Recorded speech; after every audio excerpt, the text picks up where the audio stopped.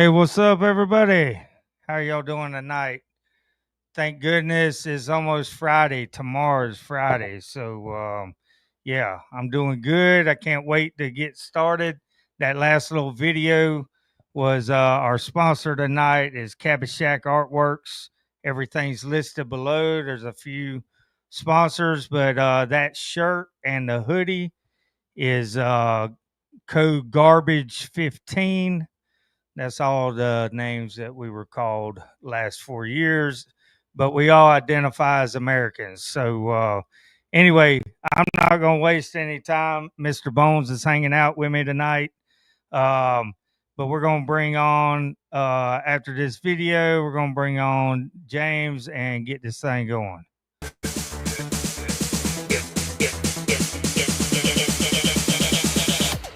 Just because I wrote out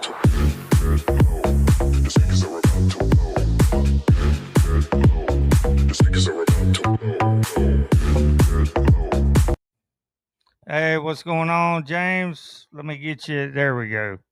Oh, let me unmute you for some reason. There we go. Hey, what's going on? Oh, just sitting out here in the middle of the jungle on some Starlink. Sorry if you hear the generator in the background. They got to keep this thing running, no, it's pretty. I don't hear anything. So. Oh, cool. Yeah. But we're live from Brazil. You want to tell us kind of where you're at and I mean, what boat? Middle of nowhere on a houseboat. It's actually like a yacht. This is called the Amazon Legend. I was able to go with Shane Purcell last September, and they had a couple spots that opened up, and I just came back from a trip in October that got cut short because of Hurricane Milton, and the water was so low from the unprecedented 150-year drought. The fishing was just not great. So figured I'd jump on, come back, and shoot some footage for them because I know they need it for the boat. They wanted Chalhoub wanted some help with filming some of the amenities and the fishing and all that. So I was just putting some stuff together for him as well. Yeah, I may have to get the information from you when you get back, and yeah, I'd like to go try some, a different place there. But I loved it when I was there. I mean, it was a good time. Yeah, it's incredible. Dude, the flight in is a little hairy because you're flying on a float plane, and if you're not used to that, it's something else. It's if you've ever been seasick, a couple thousand feet up, it's kind of like that. Well, let's get into it. And we'll talk more about where you're at and everything. But yeah, so kind of introduce yourself, like where you grew up. If you're originally from here or how you got here at the same time. So yes, sir. Yeah, I was born and raised in Mercer County, New Jersey. Born at Mercer Medical Center in Trenton, New Jersey, and I grew up until right around fourth grade in Hamilton, New Jersey, which is like a suburb of Trenton. And just only child. Played baseball. Rode my bike around. Always pushed the envelope. I'd ride my bike further and further and further, and kind of loved just being out on my own. And moved to Robbinsville, New Jersey, from fourth through high school, and Robbinsville was different because there was like nothing around. It was like middle of nowhere. And I got into a lot of trouble as a youth. I wasn't into fishing a whole lot back then. Played drums, had a bunch of touring bands and stuff. That was something I was like super into death metal and punk rock, and loved the scene. Played all over the tri-state area with a bunch of different bands, and even my parents got involved. They'd fill up the minivan full of all the guitars and drums and take us to the show, and it was funny, but they didn't know really what they were getting into because I was I was quite reckless when they weren't looking, you know. Yeah, yeah. Um, so how did you end up in Florida? Well, I got in a bunch of trouble from like drugs and alcohol, and it started when I was in high school. It's usually when it starts for most people. And by the Yeah. time I was like 17 years old, I got clean and sober for the first time. And from 17 to 21, I managed to stay sober that time. And when I relapsed at 21, like I was off the rails, man. It was like I'd never stopped. Like it was just Right, pandemonium. and it got a little worse at the same time. Oh Yeah. yeah, lots of arrests and just terrible stuff. And I kind of had like one last chance from the court, and they were like, "Look, you can." Like I got into Nova Southeast University um, to go to college, and they were like, "Look, we'll let you try it, you know, but if you screw it up, you're doing 7 years. Like that's it, you Wow. know, Yeah. no last chances." And of course, I went to Florida, and within like I don't know a year maybe, I violated, and I was staring down 7 years Mm, state time, and um, my judge at that time had retired.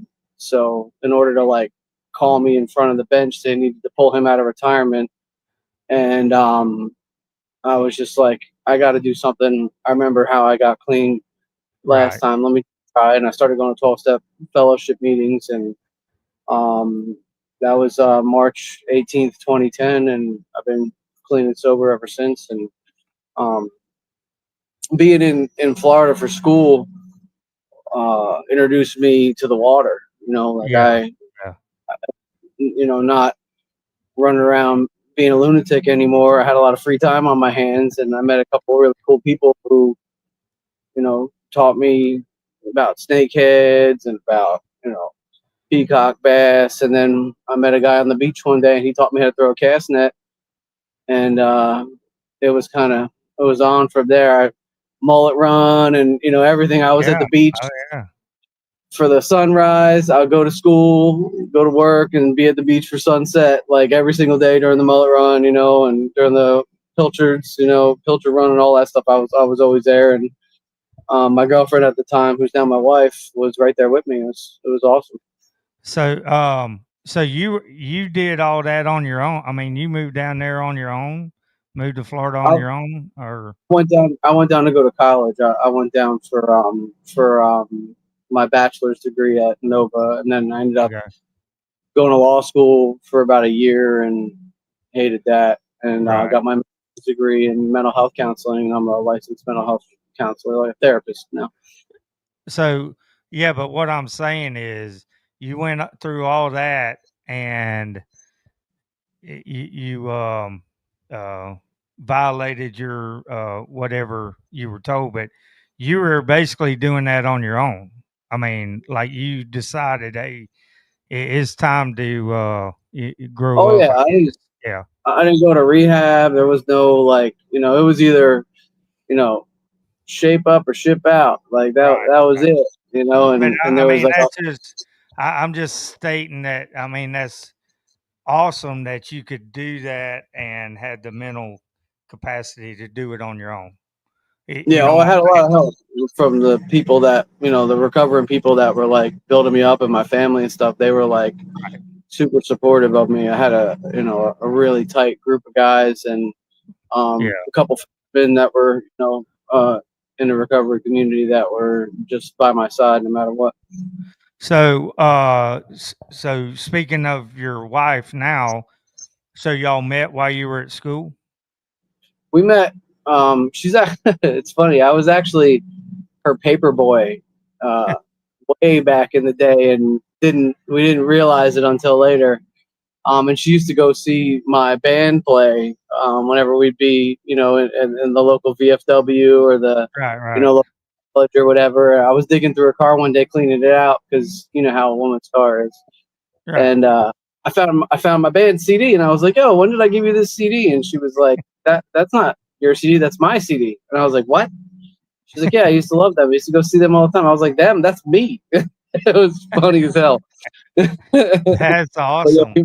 we met in New Jersey, and she was already going to Nova, and she was like a Okay. big part of getting me to try to go back to school, because like at the end there, when I around like 26, 27 years old, I was facing like a lot of time, um, and Nova was running a program where if you had like a ownership interest in a business, you could apply and they would waive your GPA requirement. And she showed it to me, and I applied, Yeah. and they let me in. And I was like, oh, let's roll, like what's Florida got to offer. And Yeah. at first, it was she didn't believe that like that was like happening, and then a couple months roll around, and because at that time I was homeless in Atlantic City, I had like nothing to my name. Yeah. Um, and my parents let me back in, and I took a couple courses because Nova was like, if you want to come down and go to school here, you got to at least take a course or two at a community college before we'll open the door for you. And I did that and got ASOS classes, and they let me right. That's awesome. Yeah. That's yeah. So I take it your wife was a big. I mean, she was a big part of calming you down. Would you Well, I say? think each other down, because Yeah. she was a little wild too. But when I decided that enough was enough, about a month later she did too, and we've been on this journey together ever since. So it's That's even more awesome. I mean, that's pretty cool. uh, Um, so I guess we'll just stay on family. So, um, what when you had your first kid, what was? I mean, did that cause a change in you even more when you had your first kid? yeah, me and my wife kind of made an agreement that like we didn't want to have kids until we were at least out of college with our master's degree. Right, And right. we graduated, and she walked across the stage like 6 months pregnant, so we did it. Yeah, yeah, We kept to the word. But when we had Ian, uh, it was definitely a shift, because we were both working in like community mental health or like drug and alcohol treatment centers. right. So the schedules were really they're hardcore. If you're working in one of those places, they want you there all the time. They work you to the bone. They throw a million clients at you, and they make Yeah, sure that you make their insurance money happen. So she would work nights and I would work days, and we would kind of switch off, taking care of Ian. And like it went like that for a while, where she ran an evening program, and I was a therapist in the daytime. wow. Yeah, that's tough. I'm sure that was um how long had y'all been together before you had Ian? We got married in 2014, and we had Ian in 2015, but we had been Yeah. seeing each other since around 2009, 2010. So Okay. Okay. it's been a while. Yeah. But I mean, even though you were together, you get married and then a year later you have your kid and now you're working night, day. But I guess it worked out where um you one of you could watch him. Yeah, I mean, I guess that worked out pretty good other than not getting to see each other that much. Yeah, we kept him at a daycare for a while. Yeah. Just now I feel like that was a blessing and a curse, because eventually, like he had to go, and he was like biting people and being a maniac because he didn't come up, going to daycare. But as it came in to having Willow, our second Yeah. child, we realized the importance of socialization, and having the Right. kids come up together, and picking the right place was really, really something that um, we wanted to make sure we did, because we had hit or miss with a couple of different daycare centers, and we eventually ended up getting on the same schedules. Where we were able to Yeah. both work days, home at night, which was a lot Yeah. better. But it still sucks, like not being home all the time, being Right. out of the Right. house 6 hours a week. Now you have 4 kids, correct? Yeah, and one on the way. It's about to have Yeah. 5. Okay. So you are actually contributing to replacing or adding to America and helping out with the population growth. Yeah, somebody's got to do it, right? That's right. Exactly. My Now wife now is a trooper and a champion. yeah, yeah. Now does she have her own practice now, your wife, or is she still Yeah, doing the and whole just, I think it was before, right, like maybe 8 months before COVID. She wanted to open up her own thing, and like I was like, yeah, let's do it. Let's go for it. So yeah, she made an LLC, and she kind of started putting stuff together and try to get a company to help like build a website. And then like COVID hit, and um, we stayed working in person throughout that whole thing, right, and like the places that we worked at like really didn't give a crap about like protecting anybody. They were flying right, people in from all over the country, and she ended up pregnant with TJ, our third child, and she got COVID at her job, mm, and so she was pregnant with COVID, and we were like, dude, something's got to change, right, and we took that K&J counseling thing and kind of rolled it into a telehealth okay, therapy business. Where we work from home now. We've worked from home ever since 2021, and it was like really like a it was blessing, tough to start. We were worried about it, but it's been the best thing we ever did. yeah, Because we're home all the time and we get to spend all our time with the kids, and there's still a little bit of that trading off. Where I'll work a couple nights a week and she'll work one right, night a week, but we're in the other room instead of 45 minutes away at yeah, yeah. So you are. I mean, that's your. I mean, we'll get into DRAVE USA, but I mean, that's what you do. That also is the mental health stuff too with her. Yeah, I mean, I did that for free. I was working. No, I wasn't working. I was going into the jails, like Paul Ryan and Conti and Pompano, Yeah, taking meetings into guys that couldn't get out to one when I was yeah, trying to like really gain my footing in my recovery. And I spent a bunch of time every Friday and Saturday night going in and doing like an hour, 90-minute presentations talking about how they can stay clean and sober when they get out, and bringing in like people from the community who were successful and had like multiple years or multiple decades clean, and right. they can talk to them and try and give the inmates like some hope. And I was like, talking to people, counseling people, para professionally Yeah, for a number of years before I ever got licensed, and now it's just kind of taken off as something that I would do, even if DRAVE USA became the next, Rapala or whatever. right, right. That's awesome.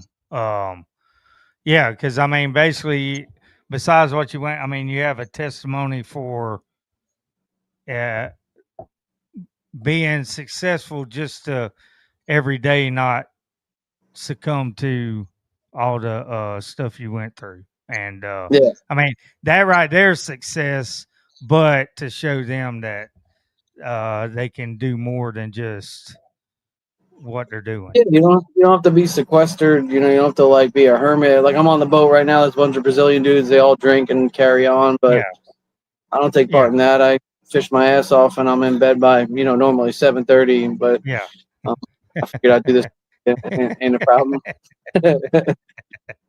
Uh, yeah, and we could have done it early. We could have done a pre-record, but I mean, Oh no, I appreciate yeah, you it's awesome.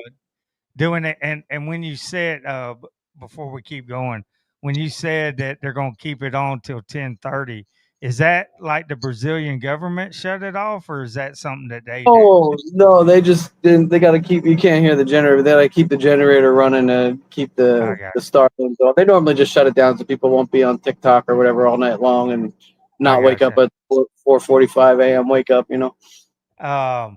No, because the reason why I asked is because the Brazilian government, for a little bit, was kind of shutting some Starlink stuff off, Yeah. because No. they were They mad. came to some agreement or whatever. So that I was gotcha. postponed for a while. Yeah. Kick the can down When the you road. said that, that's what I was thinking. I was like, "Oh, crap." No. No. It's nothing like that. Um, but, so y'all been married, 10 years? Yeah. Yes, This year sir. was 10 years? Okay. Yes, it was. Yeah. That I mean, that's the I mean, I've met you a couple times. We talked on the phone, but, I didn't know your story. That's one reason why I wanted you to come on. So, I mean, that's awesome how y'all met, and I got to meet your wife at the Exotic Bass Oh. Roundup. Yeah. Yeah, Yeah. That and all your kids, and, was. yeah. I forget which one. There's one that's pretty rowdy. Is that the third one? Is the Yeah, third one? that's probably TJ. Yeah, Yeah. he's the one that's off the chain. It's usually that third one because he's trying to outdo the other two. Yeah. Well, he's training the fourth one now, so we'll see how that happens. That's probably not a good thing. Yeah. So, all right. So how did um how did you get into doing Drave? So, I'd always been into like snakehead fishing since I told you. Right. You know, I got introduced to it from my buddy Adam, and um, I accidentally caught a snakehead sometime in like 2010. I didn't know what the hell it was. I threw it back and just kept fishing. Well, I took a picture of it, threw it back, kept fishing, and then my buddy Adam was like, "That's a snakehead." Um, fast forward a couple years, I liked fishing those snakehead roundups that they used to have in Broward, and Yeah. I met Corey Nowakowski and Corey Silas and B. Allen and all the guys that used to fish those things, and um, me and my buddy Justin were always talking about wanting to go to like Thailand or something and check out what the Toman is like over there, and I had been importing jump frogs that a guy that I met online was making for me, and I was selling. They were doing all right. Um, and my buddy at the time, he was my buddy, came to me and was like, "Yo, I'm going, on this trip. Do you want to come?" We were out fishing one day, and told me about the details, and I was like, talked to my wife, and she was like, "Yeah, go ahead, check it out." So we went summer of 2019 for about 2.5 weeks, and it was crazy, dude. Like I went to Lake Temengur, and when I got there, we had met Rube Gonston, who's the owner of DRAVE Malaysia, and he was the one that kind of put the trip together and was showing us around, and we shot a commercial for the new rods that he had just come out with, and like I didn't even know that this was like happening. It was just Yeah. something that kind of we got thrown into. But I had, when we were out fishing these like barramundi ponds where they have Right. like barramundi that they sell it for food. Right. They let you fish them with barbless hooks, and they have like a member of the staff there to make sure you don't injure the fish, and it gets back into the thing. It's like a pay pond. Right. Right. But it was great for shooting the commercials. And the guy that was making the jump frogs in Thailand drove 5 hours with his whole family to come find me. He knew in the general vicinity of where I was, Yeah. and he found me at this pond. His name is Pornside Samarjai. It's a funny name, Pornside. I told him what his name means in English, and he's like, "Oh my god!" Um, he shows up, and it's him, his wife, and his two twin daughters, Yeah. and they're wearing all the clothes that my wife had bought him for one Christmas because we had been doing business for a little while. He'd make the jump frogs, I'd sell them, and he Yeah. wanted to like thank me for helping his family out for Really. and all these jump frogs, he was able to go from like a stingray farmer to opening up his own pay pond. So he built like a house on pontoons, and he wanted to just come and thank me. And Rube was there with me, and he was trying to translate. He knows a little bit of Thai, the Yeah. owner of Drip in Malaysia, and he was just like, why did this guy drive here? And I told him the story, and he's like, well, why? Like, I was like, because I'm interested in doing fishing tackle for snakeheads and stuff. And he introduced me to the DRAVE brand then, and took us to the warehouse, and we just started talking shop. And a couple months later, I put my first order in with him, and got I don't even know, a couple hundred spinner baits and buzz baits and like 100 fishing rods, and Yeah. just to test the market and see what it was like. And then that was like November 2019 when they arrived. And then COVID shut everything down. And Oh wow. yeah, we had just put in like, after like everything went crazy, it was like everybody loved it, so I put in a big order, and there was like 2 years where they couldn't do anything. Like everything Oh was on hold. man. So we were like, he kept like the factory secretly running by like, moving stuff around in his personal car, and just kind of keeping everything going on the DL. And we had like dribs and drabs, but we had a giant order that was supposed to be the kickoff of Right. DRAVE Day, and it didn't come until October 2022. So there was Wow. like 2 year stall where we were just dragging, and kind of lost a bit of momentum in that time. But we kind of built back up and kept pushing. And like that's one thing. Like I don't know when to quit. I think that's my Right. thing. Like when drugs or alcohol, I don't know when to quit. I don't know what stop means, and Right. like that, it's a detriment in active addiction, but it's a real blessing when it comes time, for the rubber to meet the road. And Yeah. when your life, going good, it's time to make it better. Let's go. Let's do this thing. Oh yeah. So I mean, I know that guy was like, why'd he come? But I mean, you basically made his life better. Yeah, I You mean that's know? that's kind of that's what it seems like. It's just a bit of Yeah. a communication barrier. We were Yeah. we would always talk through the first iteration of Google Translate, which was like Yeah. complete garbage. So Yeah. I don't know how much was lost in translation, probably a lot, but that's what it seems like. He was trying to tell us. And he didn't really like want to do it anymore either. He wasn't into, because he had so much going for himself Right. with the stingray. I mean, with the pay pond that he built. Like it Yeah. was it was just the right time. Yeah. Um, that's pretty funny. Just I was thinking about you talking about the Google Translate. They have those um, headphones now, the Oh yeah, like earbuds. yeah. It just does. I've been wanting to buy, and on the job site where I mean I can pick up some Spanish or whatever. It's crazy. I can pick up Portuguese better than I can Spanish. It's just weird. I can understand my guides that was down there after about 3 days. I could understand pick up some stuff that they were saying to each other, but I thought, man, I'd like to try those earbuds with one of the guys on the job site and see if they really work. Because I mean, I Yeah, seen commercial where, hey, my Japanese roommate, we're going to talk, and I don't know if they worked or not. She said it did, but I'd like to try it out. But yeah, that would make business a whole lot better. Yeah, yeah. like I live on Google Translate down here. I got the app in the phone, and I just yeah, stay yeah, translating to other yeah. people. I mean, I know how to say good morning and thank you. That's important. But so um, yeah, I was going to ask you about the Malaysia trip. What's probably is that probably the best trip you've ever taken?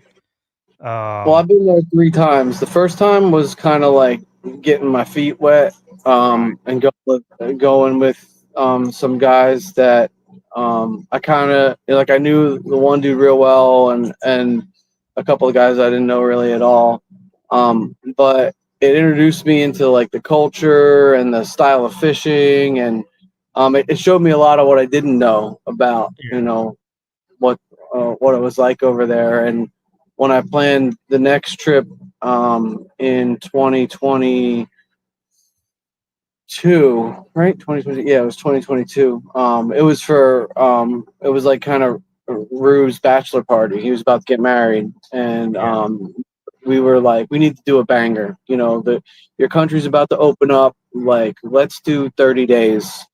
Let's hit all the spots. You pick a couple, I'll pick a couple, and we'll make a killer video of it, and release it for DRAVE Malaysia. And I mean, that thing's had like there's been, I think there was like 3 full iterations that were like 45 minutes each, and like 1 million views, 700,000 Yeah. views. Like they went crazy. But that trip was like the one that really like sparked me into like wanting to just go all out with the brand and like the travel element, and really see like how big we could make this thing, Yeah. and Yeah. that time we did Long Ma in Borneo, Long Terawan in Borneo, Sarawak in Borneo, and then Klang in Malaysia proper. And we did black bass, Impadu, which is kind of like a carp that eats berries and fish. Okay. Um, jungle perch, and wallago, which is the like that giant catfish that Jeremy Wade was chasing Oh around forever. yeah. Yeah. Spent like, whatever 3 weeks over there. We caught first one in like, I don't know, 2 hours. Yeah. But they that trip was just like immersion in the culture, living like they do, having a blast, and Yeah. making just insane memories that me and Rube share to this day. We always like laugh and talk about it. That's awesome. What's their snakehead over there? What kind is it? The one we target was the Tomon, but there's also the Herdawan, which is kind of like a smaller. The Tomon grows up to 30 pounds. The world record's 30 pounds. It's a friggin' Okay. behemoth. Yeah. Um, the Erdogan is like, a huge one is 12 pounds, 10, 12 pounds. And the they are literally everywhere. Like, they're all over the cities, kind of like South Florida, but imagine, the whole state of Florida. They're Yeah. everywhere. Um, and they have like kind of like these federally protected estuaries, Lake Temengur is one of them, where they have like a elephant protection, tiger protection, and they farm tilapia on the lake, and they also have snakehead fishing on the lake, and it's a huge business over there. Like Yeah. they have houseboats everywhere, and there's tons and tons and tons of content videos that people shoot.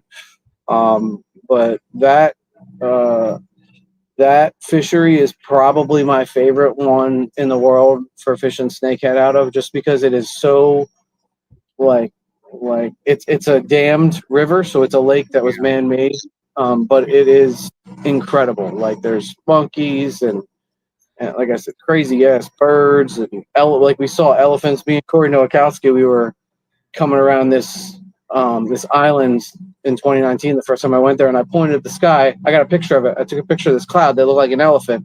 We Yeah. came around the side of the island, and there's a pack of elephants just being elephants, like eating bamboo. I don't even know what the hell they're doing, knocking trees Yeah. over, and we were just like fishing right in front of these elephants. I was like, this is crazy. Like, this is amazing. The Tomon is what you Yeah. said. Is that the cool pattern? Yes. Yes. Okay. All right. Yeah. Yeah, they're that color when they're breeding, when they're spawning, and then Yeah. after they're spawned out, they turn jet black, and that's when they're like the most voracious, hard hitting, craziest fighting fish. Like that is They pound got for built. pound. They got built up frustration after Yeah, they breed. that's You pound know. for pound. Yeah. My you know, if you ask me, that's the hardest freshwater Yeah. fighting fish there is. That thing's crazy. Um. Um. So, trying to think. I had something I was fixing to ask you about that, but I lost the thought. I'm getting old. Um. So, Brazil. How many? Your Brazil time. How many times you been there? A bunch. I, I went last year for the first time, and then I Okay. went last month Right. for the Right. second time. But you know, like I said, it was cut short because of the hurricane, and the fishing just wasn't great anyway. And this is my third time. So last Yeah. month I was able to bring the hook set machine. My boy Elmer Lopez, who's been like down fishing DRAVE since almost day one. Okay. And he you know he just goes hard. He got a kayak now, and you know we used to Yeah. always he calls it the DRAVE sled, my John boat that I have like all stickered out, you know, with DRAVE USA stuff. We used to go on the DRAVE sled like damn near every weekend, and maybe even like in the evenings during the week, and just you know hit any canal, any lake behind any house, in any Yeah. place to just you know fish snakeheads. And he got the kayak actually for that event where you met my family. He bought one just to Okay. fish in that Okay. event, and that thing changed his life, man. That dude has been kayak afflicted now. He makes tons of videos. He gets killer views too on Instagram, man. He goes hard in the paint. He's awesome. Yeah, he started following me. I followed him back, so I'll check him out later. But yeah, I just bought me a John boat. Actually, Uh I mean, oh. I had a kayak. I sold it, but I've been eyeballing the Tiny Boat Nation kit. But Oh then I was like, that is way too much. So I'm thinking just I'm gonna put a deck up front, and I think I'm gonna start using it for Oscar fishing and oh yeah, yeah, Oscar and Peacock and do the snakehead thing. But yeah, I dude. just My wife actually, when I turned 30 years old, my wife bought me my first John boat. And she got me a John boat and a 5 horse Mercury yeah, for the back.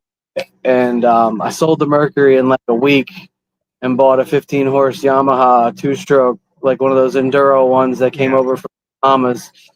And she thought, you know, I'd go to the Everglades once in a while.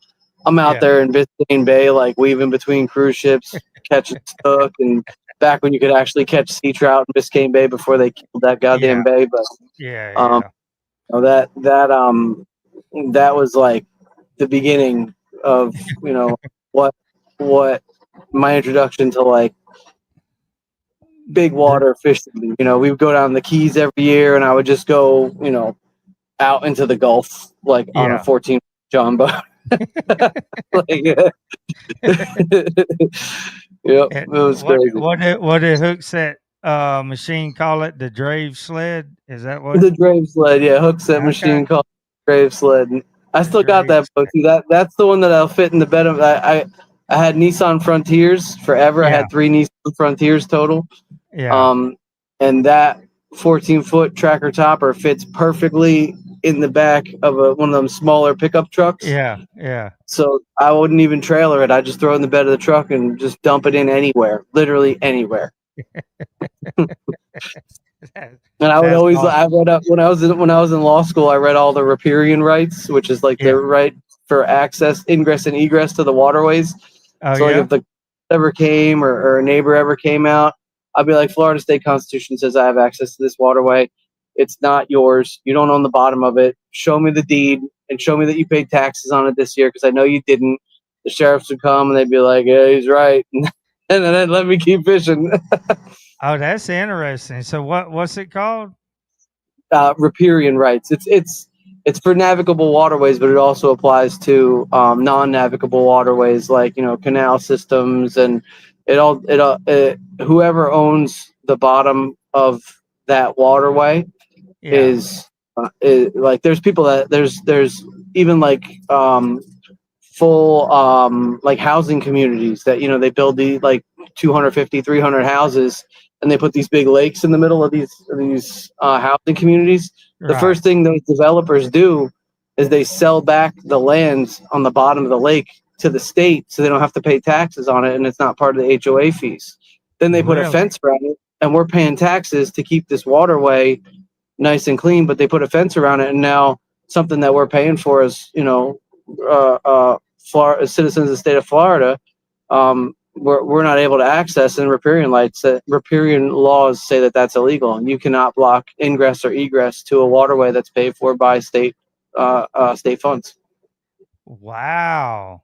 So basically, on the side of the highway where they put a fence around a watershed Mm, pond, or no? That's a little not different. always. Yeah. That when it comes to highways, those are Department of Transportation, and Okay. Okay. those can be monitored differently. But when it Well, comes you, to like yeah. like the some canal on the side of the road, that isn't like the DOT property, Right. you're pretty much fair game. Yeah. Well, you see how my mind works. I was like, oh, Yeah. yeah, because there's a lot of places I'd like to stop and see if they got anything in there. Well, you can't. There's the trick that you can't fish it from the bank. You got to be in the You water. gotta be in the water. Ah, Boat in the bed of the truck is a beautiful thing. You just got to yeah. find a legal place to park the truck. I got you. I got you. That is interesting. Yeah. Huh. I say I learned something tonight. Yeah. Yeah. But you help write What? that law? No. I just learned Oh. about them when I was in law Oh, school. you I was learned supposed to about it. learn all this. Oh, you Yeah. learned about them while you were in law school. I got Yeah, you.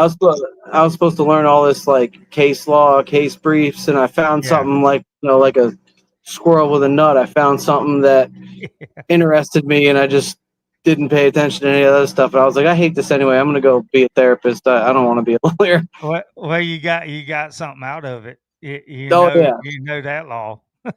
yeah. That's got me out of plenty of tight spaces. Definitely. That's awesome.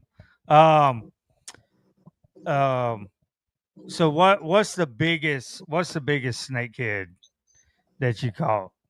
I caught Uh a 14-pound tomon in Malaysia. That was my okay. biggest when I was there. I got a big video that I did on that on my YouTube on DRAVE USA YouTube. It was 90 minutes. We chased this one fish, and I think it struck 26 times. The same Really? fish struck this lure, the alien Yeah. frog. This I think it was this color too. Um, 26 times. I was trying to use one of those like icon rods, the frogging rods. Yeah. So I was trying to shoot a video for them, and every time it hit, I just didn't have the backbone to like punch it through because they got like a Kevlar mouth. Basically, I couldn't do Yeah. it. Switched over to a DRAVE rod.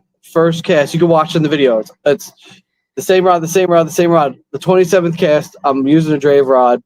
One cast, he eats it, or she eats it. I blast her in the face. I lift her up out of this like it's not lily pads. It's like these weird touch plants where you Yeah. touch it and it closes up. Yeah, I'm like dragging her across the top of it because she's tired. I'm tired, and get her into the net, and it was hilarious. It was a screaming fest. A bunch of cool pictures. Got her back in the water. Let her go. That's pretty awesome. Uh, Yeah, so badass so fish. um, speaking of lures, so I know that when I went to Brazil last October, I think and I think who did it was Bill Sikora. When he moved up there to Tallahassee, and Oh yeah, he was using the Guerrero. Is that how you say it? Guerrero. yeah. The 90. Yeah, this Yeah. one. I got the hook off it because I throw on 4X hooks while I'm down here. So he was using one and caught redfish with it, Yep. and and I and I think I hit you up and said something about peacock bass. I told you I was going, and I took a couple of them with me, and that's the one. It was the one that looked like it might have been that color. Oh, this one. Had the stripes on it. No, Oh no, this one. yeah, This guy. yeah, that Yeah. one. And is there one that was a little darker? Yeah, there's Um, one that's like a black baby and Tomon. gold, Yep, like a baby Tomon. okay. Yeah, yeah, That was the one that I caught almost all my peacock bass with. yeah. That's what I was. The 14-pounder I caught was on a white one. Yeah, Yesterday I think it was. The 12-pounder I caught today was on a. No, excuse me. The 10-pounder I caught today was on the same white one, but then the 12-pounder I caught today was on the this prop bait, the Ripper with the little buzz thing, because they got those giant chopper things here, those like yeah, giant wooden, like 6-ounce or 8-ounce friggin' behemoths you gotta throw with like a baseball bat basically. And I was watching them fish that when I was here last year. I was watching the videos and stuff before I came here, and I brought this thing. I was like, this is gonna do it. And yeah. sure enough, I got a whole video of like, I don't know, 30 or 40 catches on the Ripper. Really, And yeah, just today I got a 12-pounder on it, and I got that on video too. It was that's wild. awesome. Yeah. Yeah, your stuff works because it's like do you know Bill Lepre, South Florida Bass Charters? He's like Yeah, yeah, yeah, he's yeah, yeah, the OG of Lake Ida. He was yeah. like the second guy there. Anyway, he tells everybody that I don't know how to fish, and I tell him I was like, Lord gave me a gift to build rods for other people to fish, and I know enough that I would not starve. And but I use your lures, and I I'm like you. I won't quit. I'll throw. Uh, I think down there I probably threw 700, 800 times a day because Yep. that's all we He, use with lures. Easy, yep. 800 Yeah. times. And luckily all the rods down there I had built, so I knew Mm, that they weren't going to wear your arm out throwing yeah. 800 times a day. Yeah, I actually brought your bullseye rod with me, and I've been fishing with it when I'm throwing the heavier stuff. I do have a Yeah, couple of their that's swim baits. at 15 to 30. That's at Yeah, 15 to, yeah, yeah, that yeah, thing yeah. is a beast, dude. Oh yeah, I've spanked snakeheads with that. I think I got a 10-pounder on it. I think I got that on video too. that's Bullseye awesome. though, not a Yeah, Tomon. yeah, yeah. And I tell you, how many varieties of snakeheads are there? Five? Is it five or In, more than but in the United States, there's that? Yeah, only, I think there's two, but they say there's a third one that they found in like Hillsborough County, but supposedly FWC got to it. There's the northern, and then there's the bullseye. yeah, And they got, I don't even know the number of genus there is. yeah. I'm not well versed at all the scientific names and all Y that stuff. I Yeah, you just I know don't the ones you like to catch. exactly. Exactly. Um, yeah, and I will say I'm kinda of course, I've been doing the last year and a half, I guess, I've been doing the trophies for RB Tackle, but, that snakehead fishing I'm glad that they started that for down there. I mean, where I live, I'm in the center of the state near Okeechobee, so if I go down there on the weekends or something, I'll fish for them, which I love to do. But I'm glad they started that, especially for the kids around there to give them something to look forward to.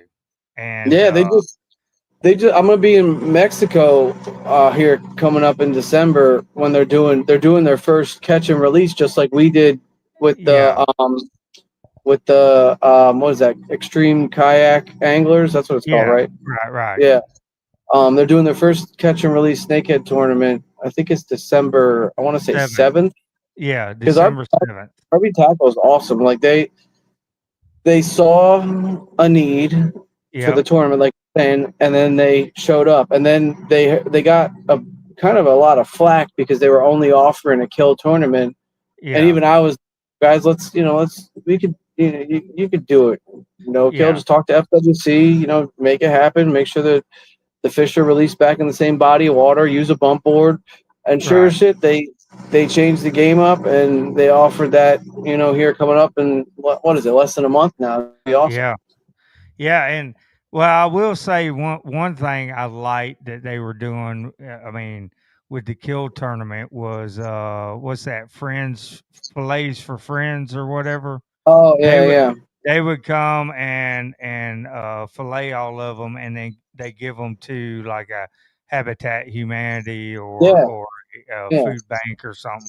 But I mean, I mean, I it, I started off as a kill angler, like for snakeheads at least. When I first started fishing for them, I believed the hype, and I heard, they're going to take over, not knowing what I know right, now, right, right. listening to, whoever says whatever. And my neighbor was this Vietnamese guy, and he saw me catch one day, and I killed it, and I was going to go, I think I was throwing it out, and he was like, dude, is that a snakehead? I'm like, yeah. He's like, can I have it? I was like, dude, yes. And that summer, he counted. Like at the end of the summer, he left a cooler out in front of his house, and he would just put ice in it every week. And I would just fill it up with snakeheads every single week because I fished my ass. So I had a little Tao scooter with Yeah, I yeah, put a rod holder on the back, and your snakehead fish. You don't need more than like a little backpack, a couple lures, and buzz around. Now I got the Tao. I can cut through people's yards. I was a maniac on that thing, and I would show up at his house and just fill up his cooler. And at the end of the summer, he was like, "Dude, you caught six, or you gave me 675 snakehead this summer." I was holy like, moly. looking back, I'm not super proud of it, Yeah, because I'm proud that the guy fed his family with yeah, that food. I'm not somebody to just knock them on the head and then leave them in the water. yeah, Um, like knowing that you ain't gonna do anything about the population that's established. It's friggin' impossible. yeah, Um, right, so you're if you're just killing them and leaving it on the bank, like that's gross, man. yeah, Don't oh yeah. uh, Um, murder. but yeah, I saw that too because I had Urban Fishing Outlaws on Oh, a cool. couple weeks ago, and he was talking about it. Said that he said, "Man, we want you to come down, set up your table," because I tried to set this up for their last tournament, but all of a sudden I had everything set up, and this rainstorm come that was like a, Oh, you know how the South Florida mini tropical storms happen. yep. So I Come out just of backed nowhere. everything up. So I may try it again and like interview some of the guys and do a live at the end or the awards or whatever. And yeah. But I mean I like being around it. It's pretty cool. A lot of kids won this last time. That's Um yeah, yeah. That's And one thing, man. I'm always like, even I moved out of Broward County to Palm Beach County. I lived there for 3 years, then I moved up to Hernando and now Citrus County. I live in Citrus County now. yeah, Um, and when anybody would ask me, for like a spot to fish, or they'd like tell me that they wanted to go out with their kid, I wouldn't just like tell them the spot. I'd go grab the John boat and throw in yeah, the back of the and go take them. Like yeah, I met yeah, so many cool ass people just doing that, like being willing to just show somebody how to fish for snakehead. yeah. I even for when I first got my license to practice therapy, we added a recreational therapist's, I don't know the terminology, but to our practice insurance, we added recreational therapy, and that covered the boat and to go out and do literally like recreational therapy. Right. That's, if you consider it Yeah, therapy and you do it recreationally, it's covered by the insurance. So I was taking people out from the rehabs on my at first on the Jumbo, and then I had a 19-foot Scout, and I would go out to Holy Lands or places like that, and Yeah. just go and show them alligators and show them what catching a bass was like and bowfin, and Oh, like these that's people that awesome. they had like maybe 60, 90 days clean, and they thought life was over because they couldn't drink or use drugs anymore. Now they're hooked up to a 4 or 5, 6 pound bass, and they're just thrilled. It's super cool. I mean, fishing is therapy. Yeah, So, therapy for anyway, the therapist.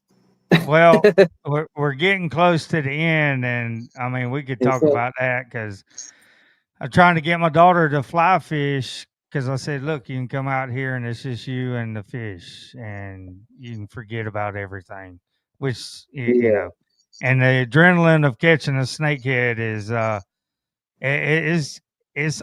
kind of, to me, it's kind of almost tarponish, far as yeah. because It's like hunting. you see It's them like coming, and yeah, that's yeah, the thing. You see them coming. You see all of a sudden you see this torpedo coming out of the grass, and yeah. yeah, yeah. So, Yeah, man, my son Ian, he got bit by the bug, and then Willow started getting older, and she got bit by the bug. And TJ, anytime he just looks at me, like, Dad, can we go fishing? The 3-year-old, the one the hellion that you were talking about, yeah, like Ian even got a 8.5 pound trophy catch one day when we were on catching bass guide service, Kenny Haas's boat with Kenny and my buddy Jimmy Fallon. We were yeah. out there. I got that on video. He from cast to net, he did it all, man, and he was hugging that fish and Awesome. kissing it, and it was hilarious. Ah, that's awesome. Man, I hate we're gonna have to stop talking, but It's all good, man. when you get back, holler at me. I'll come Yes, over sir. and yeah, we'll do some fishing or whatnot. And man, I appreciate you coming on, taking the time, and we've had a lot of viewers more than normal tonight, so Yes. uh, Well, I'm appreciate glad all I them couldn't see that watching. part because I've been freaking out. Yeah, yeah. Well, I appreciate it and have fun while you're in Brazil. And Thank you, buddy. I'll all talk to you, right. Warren. Yes, sir. All right. I appreciate y'all coming watching tonight. And I don't know what's gonna happen tomorrow night. Two guys, one doc, 8 o'clock. Uh we'll always have fun on that one. 30-minute show. Tune in tomorrow night, and then I'll let you know what's gonna happen next Tuesday and Thursday. So stay tuned.